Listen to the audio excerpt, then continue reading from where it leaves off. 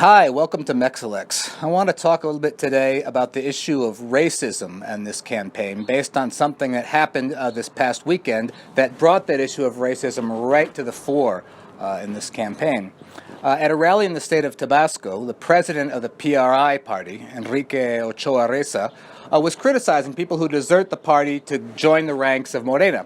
And he said, and I quote, that those deserters are Prietos que no aprietan. Let me explain what that means.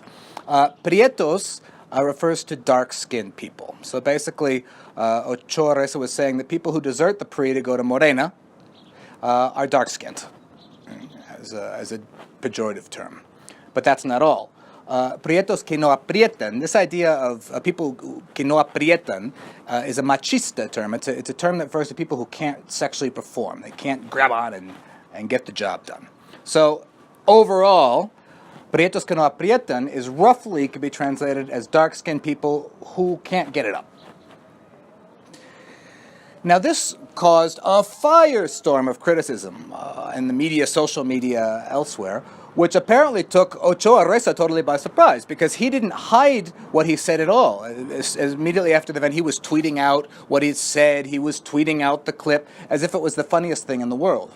Only after all this storm of criticism came up did he then, belatedly, apologize and delete his tweet.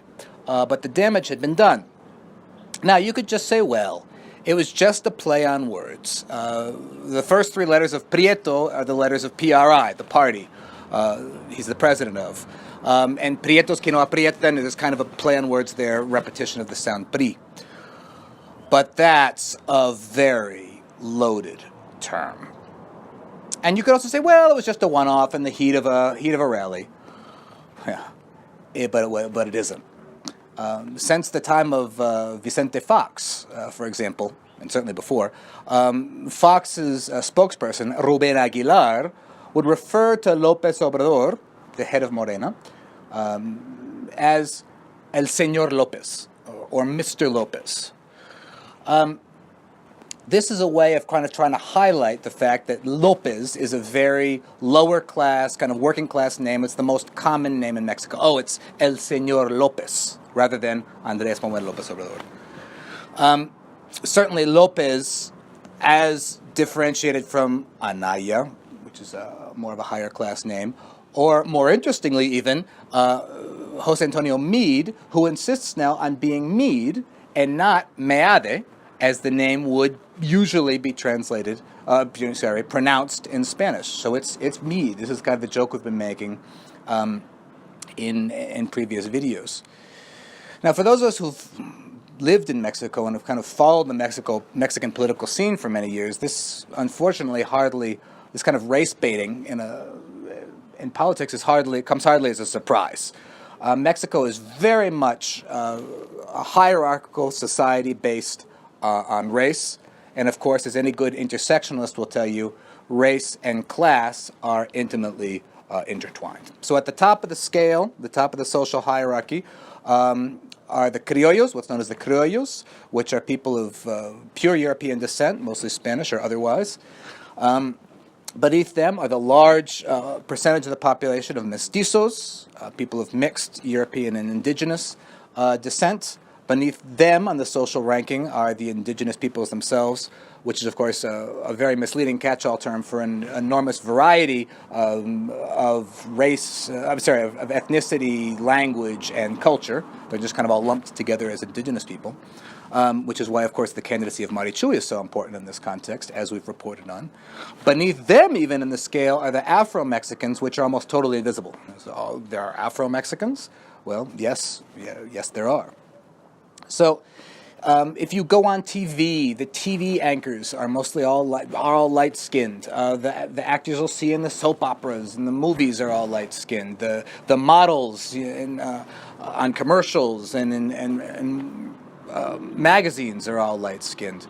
So this is this constant kind of driving of the point that if you're light-skinned, you've got it made. If you're not, and if you step out of line and you try to be politically active or use your agency or autonomy, you'll have your race rubbed in your face. You'll be called a Prieto or plenty of other things.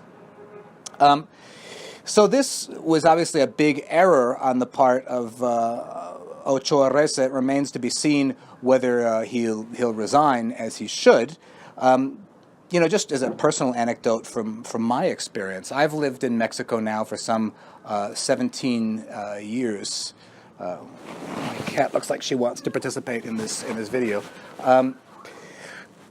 So here's an anecdote from my experience. Just about a year or so ago, I went to a cantina. And here there's even a class-based distinction between the cantina, which are where poorer people go to drink, and bars, which is where middle and upper class people go. So in this cantina, I was drinking with a friend, having a few beers, and all of a sudden the police came in to do a raid. No probable cause, just to do a raid. And they put everybody in the cantina up against the wall and frisked them. Everyone except me. I had to sit there with my beer while this was all going on. So the fact of my being white in Mexico, however much they might want to charge me a little more in markets or taxis, however annoying that might be, or however much I might be perceived to be an outsider in certain professional or cultural contexts, being white provides me with an enormous position of privilege in this society, an enormous position of privilege. And this is something that the average Mexican knows very well. They are fully aware of it. So, for the president of the PRI to come up and say, well, if you desert the party, if you go to Morena, you're Prieto, you're dark-skinned. Now, the left is hardly blame-free on this. Where the right criticize the left, or race-bait the left, both the right and the left do this to, for example, Marichui. What's Marichui doing in the race? This is somebody who should be cleaning my house rather than running for president, as Gustavo Esteva mentioned in the interview we put up a couple days ago. So race, once again, is front and center, and once again, with the whole other series of errors, this will work to the detriment of Jose Antonio Meade's faltering campaign. But never count the PRI out. If there's any rule in Mexican politics, it's never count the PRI out. So I'm Kurt Hackbarth, and we'll be back with another segment in Mexilex.